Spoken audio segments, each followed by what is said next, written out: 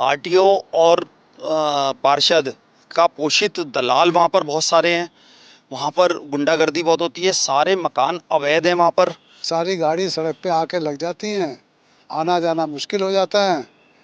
हैं, अब रोज नए आदमी आते हैं, रोज नई गाड़ी आती, किस किस से झगड़ा करोगे, किस किस को समझाओगे। पूरा ग्राउंड भरा रहता है, पूरा हमारे घर के गेट तक उनकी गाड़ियां खड़ी हो जाती है।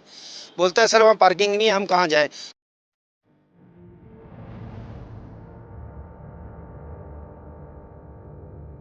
जोशी जी, ये बताइए वहाँ पर व्यवहारिक दिक्कत है क्या? क्या पहले कोशिश की आप लोगों ने? तो बहुत लंबे समय से आप लोगों ने बताया कि हम आवाज़ उठा रहे हैं और सालों से आपने मंत्रियों के चक्कर भी काटे हैं, कई दफ़ा तो ऑर्डर शायद होते होते रह गए।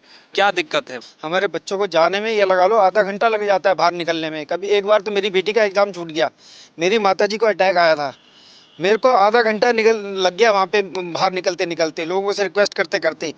वो सारे एजेंट ही हैं, वो अपना शराब की दिन भर अपना पैसे का हेर फेर करते हैं, शाम को शराब लेके आ जाते हैं, फिर वहीं पीते हैं, वहीं झगड़ते हैं।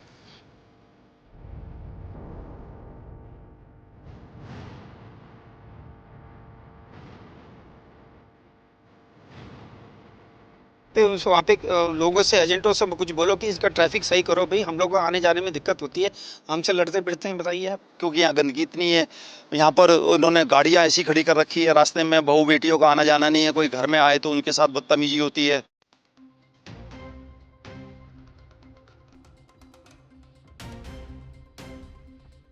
देहरादून के राजपुर रोड स्थित परिवहन विभाग का जो दफ्तर है, आरटीओ जहां पर है, उसको शिफ्ट करने को लेकर पहले भी कई दफ़ा आवाज़ें उठी है, लेकिन वहां रहने वाले लोग, यानी कि आरटीओ जो कॉलोनी है पूरी, उसके लोग परेशान हैं। और नौबत यहाँ तक आ गई है कि वहाँ पर कई लोग पलायन कर गए हैं, दूसरी जगह जा रहे हैं। ये क्या दिक्कत आ रही है, क्यों लोग उसको वहाँ से हटाना चाहते हैं? लेकिन एक वर्ग ऐसा भी है जो उसे वहाँ रखना चाहता है। वो कौन है? क्या व्यवहारिक दिक्कत इसमें है? अगर शहर के भीतर आरटीओ का होना, क्या वो सही है या गलत है? चर्चा इस पर भी हो रही है। आज मैं तमाम ऐसे ही लोगों के पास पहुंचा हूं जो कि आरटीओ कॉलोनी में ये तमाम लोग रहते हैं, ये वहाँ के निवासी हैं और अभी से नहीं, सालों से ये लोग वहाँ पर रह रहे हैं। आपका क्या शुभ नाम है? मेरा नाम प्रदीप कुमार अग्रवाल है। अग्रवाल साहब, ये बताइए कब से आप वहाँ रह रहे हैं आरटीओ कॉलोनी? 16 से वहाँ पर रह रहा हूँ, लेकिन वहाँ पर ये सब परिस्थितियों को देखते हुए मुझे वहाँ से शिफ्ट करना पड़ रहा है। अच्छा, आप अब छोड़ गए हैं वो जगह? हाँ, मैंने वहाँ से अभी छोड़ दिए, मैं अपने पुराने घर में चला गया हूँ, क्योंकि मेरा परिवार ऐसी परिस्थितियों में रह नहीं सकता। वहाँ गंदगी है, वहाँ रास्ते में गाड़ियाँ खड़ी हो जाती हैं। 40 साल की नौकरी के बाद मैंने मकान बनाया था कि मैं रिटायरमेंट होने के लिए कुछ अपना रहूँगा, लेकिन वहाँ कुछ नहीं हो पाया। वहाँ सारे गुंडे हैं। आरटीओ और पार्षद का पोषित दलाल वहाँ पर बहुत सारे हैं।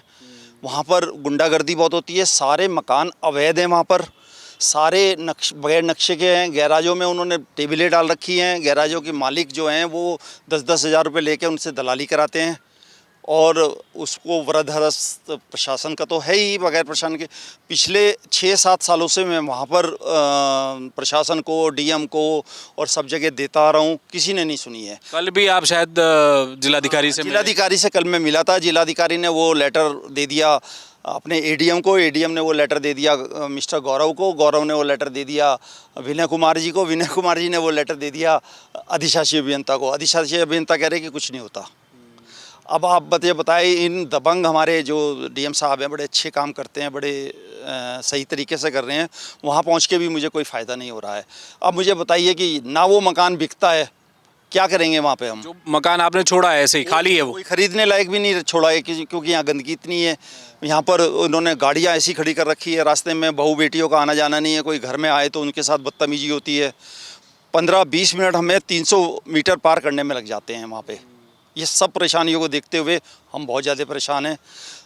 झूठे ये जितने भी दलाल हैं, ये झूठी एफआईआर बना देते हैं, झूठे मेडिकल बना देते हैं, जिनका मेडिकल हुआ नहीं, और वो दलाल का एक्सेप्ट करते हैं आरटीओ लोग। आरटीओ की मिलीभगत है। अगर नहीं है, अगर प्रशासन की, तो हटाएं, क्योंकि रेजिडेंशियल इलाके में ये सब गतिविधियाँ मेरे ख्याल से नहीं होनी चाहिए। स्मार्ट सिटी हम बनाने जा रहे हैं, और ब्लैक स्पॉट ही हमारे पास सीने में रखा हुआ है। स्मार्ट सिटी तो बन चुकी है। बन चुकी है। आपका क्या नाम है? मेरा नाम विनोद जोशी है। जोशी जी, ये बताइए वहाँ पर व्यवहारिक दिक्कत है क्या? क्या पहले कोशिश की आप लोगों ने? तो बहुत लंबे समय से आप लोगों ने बताया कि हम आवाज़ उठा रहे हैं और सालों से आपने मंत्रियों के चक्कर भी काटे हैं, कई दफ़ा तो ऑर्डर शायद होते होते रह गए। क्या दिक्कत है वहाँ पर? हमें दिक्कत ये है कि वहाँ पे हमारा जो ट्रैफिक है इतना बेतरतीब तरीके से रहता है ट्रैफिक। हमारे बच्चों को जाने में ये लगा लो आधा घंटा लग जाता है बाहर निकलने में। कभी एक बार तो मेरी बेटी का एग्ज़ाम छूट गया, मेरी माताजी को अटैक आया था, मेरे को आधा घंटा लग गया वहाँ पे बाहर निकलते निकलते, लोगों से रिक्वेस्ट करते करते। हर दिन रोज़ नए नए लोग आते हैं, वहाँ हम किस किस से लड़ेंगे बताइए। मेरी माताजी को मैं ये लगा ली 1 घंटा मैक्स में लगा, जबकि 20 मिनट का रास्ता है। अभी वहाँ पे ये हालत है, अभी गर्मी का मौसम है, अभी बाहर अगर आवासीय कॉलोनी में कहीं आग लग जाती है, फायर ब्रिगेड कैसे आएगी बताओ? उसका जिम्मेवार कौन होगा? शासन इसकी जिम्मेवारी लेगा? प्रशासन लेगा जिम्मेवारी? अगर अनहोनी हो गई, कुछ किसी को मेडिकल अर्जेंसी है, एम्बुलेंस हमारी कैसे निकलेगी बताइए आप? निकल ही नहीं पाती कब है। से आप रह रहे हैं वहाँ? मैं 1983 से वहाँ पे रह रहा हूँ। पहले मैं किराएदार था, अब मैंने अपना मकान बना दिया। मैंने 2012 में मैंने अपना मकान बनाया है। वहाँ पे ये लगा लो मैंने सारी जमा पूंजी लगा दी है वहाँ पे ये लगा लो कि किराएदार तक नहीं मिलते हैं। वो बोलते हैं हम आरटीओ की इस ट्रैफिक में कैसे आएंगे बताइए? अब हम अपनी रोजी रोटी कैसे चलाएं बताओ आप? तो ये आरटीओ दफ्तर कब बना? ये उत्तराखंड गठन के बाद शायद यहाँ पर? हाँ, उसके पहले पुरानी बिल्डिंग थी, उसके बाद इन्होंने उसको नई बिल्डिंग बनाई है वहाँ पे। उसके आदेश हो चुके थे कि सजदारा रोड में इसको शिफ्ट किया जाए, पता नहीं किसके दबाव में इन्होंने फिर वापस उसको वहाँ पे स्टार्ट कर दिया है आरटीओ को। और ये लगा लीजिए कि वहाँ पे लोगों से, एजेंटों से कुछ बोलो कि इसका ट्रैफिक सही करो भाई, हम लोग को आने जाने में दिक्कत होती है, हमसे लड़ते भिड़ते हैं बताइए आप। दोनों तरफ रोड के दोनों तरफ गाड़ियाँ लगी हुई होती हैं और हम किस किस को बोले, मैं कहाँ बोले, किस किस से लड़े रोज़? ये तो पुलिस का काम है, प्रशासन का काम है और आरटीओ साहब का काम है कि वो वहाँ पे तरीके से अपना पार्किंग करवाएं।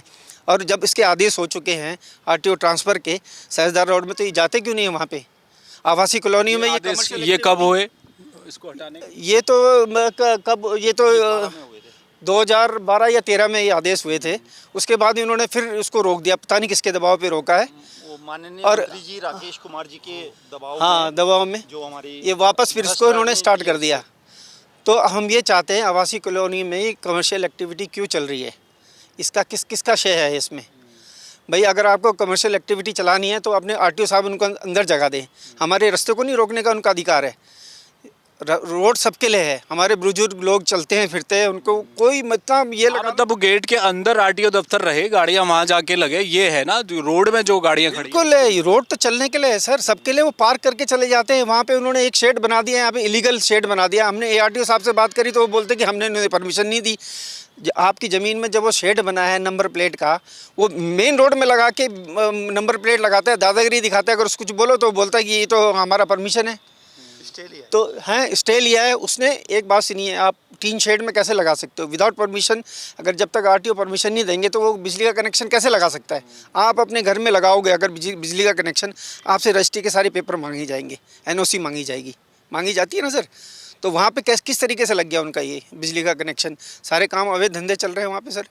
तो ये हम इस चीज़ को रोकना चाहते हैं। हम माननीय मुख्यमंत्री जी से भी ये रिक्वेस्ट करते हैं, प्रार्थना करते हैं कि आरटीओ को वहाँ से शिफ्ट किया जाए और हमें आरटीओ कॉलोनी वासियों को राहत दी जाए। आपका क्या नाम है? मेरा नाम अशोक मिल्टन है। मिल्टन साहब, ये बताइए तो कहाँ गए आप लोग इसको शिफ्ट कराने के लिए और कितना टाइम हो गया? बस ये मैं वहाँ पे रह रहा हूँ 2004 से। मेरे हो गए 22-24 साल हो गए, तब से लगे हुए हैं बस।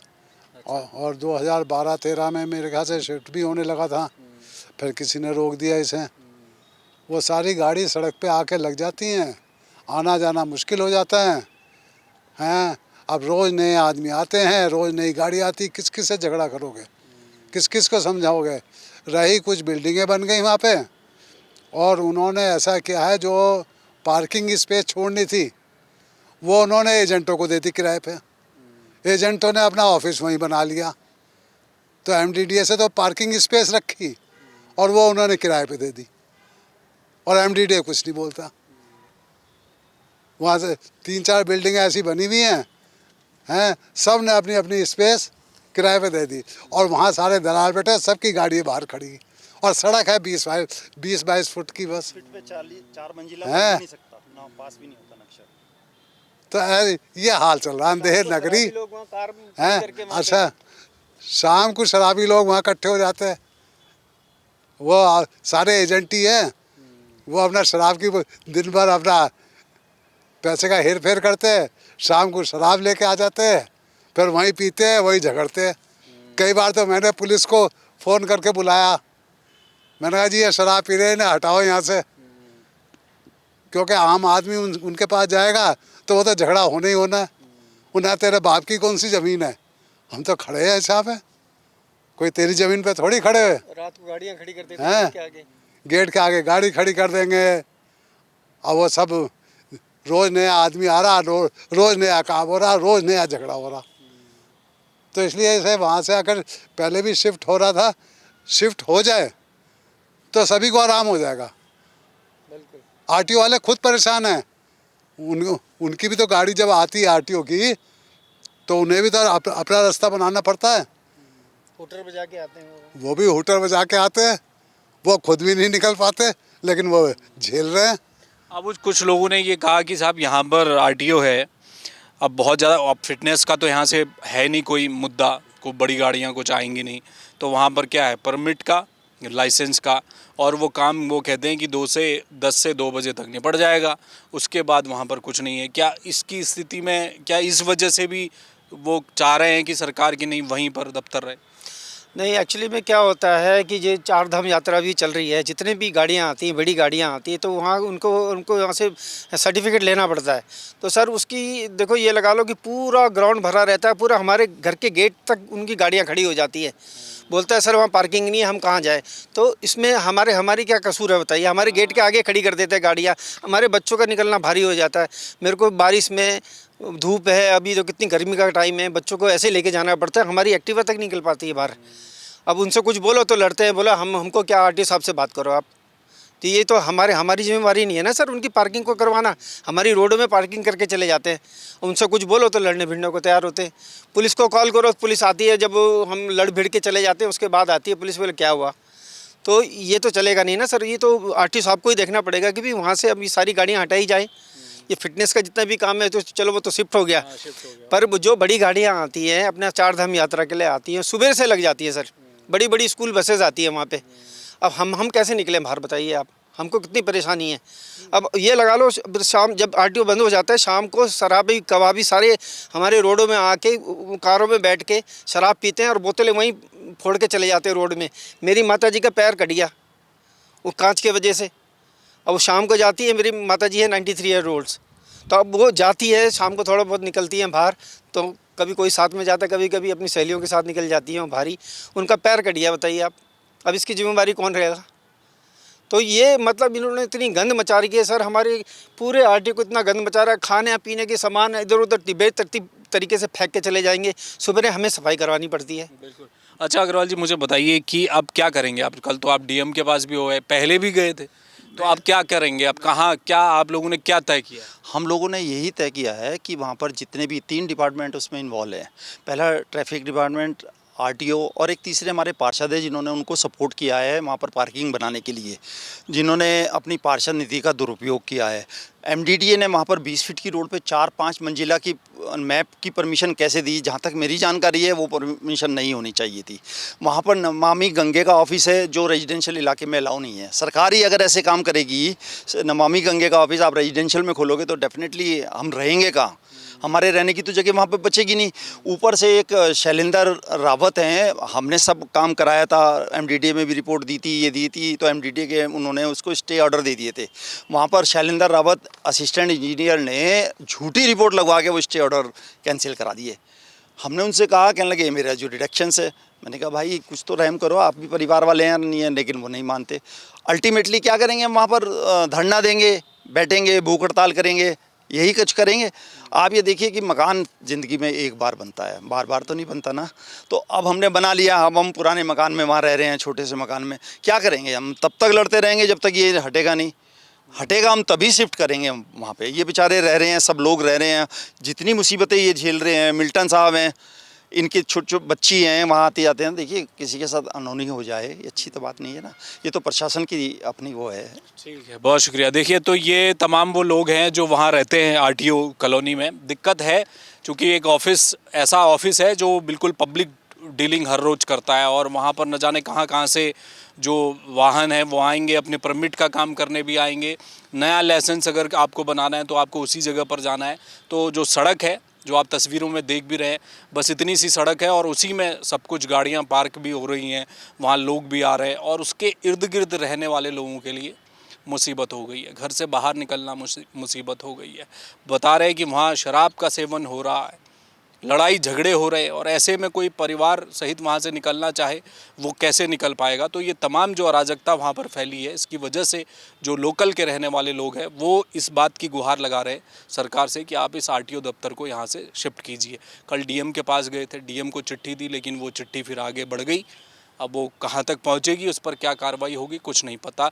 दूसरा उनका कहना ये है, तमाम ये जो वहाँ के निवासी हैं, कि अब और क्या रास्ता बचा हमारे पास, सड़क पर बैठकर वहाँ उसी जगह भूख हड़ताल करेंगे, आंदोलन करेंगे, प्रदर्शन करेंगे, क्या उसके बाद सरकार जागेगी। कैमरामैन मयूर उपाध्याय के साथ हेमभट्ट, जय भारत टीवी। आप देख रहे हैं जय भारत टीवी।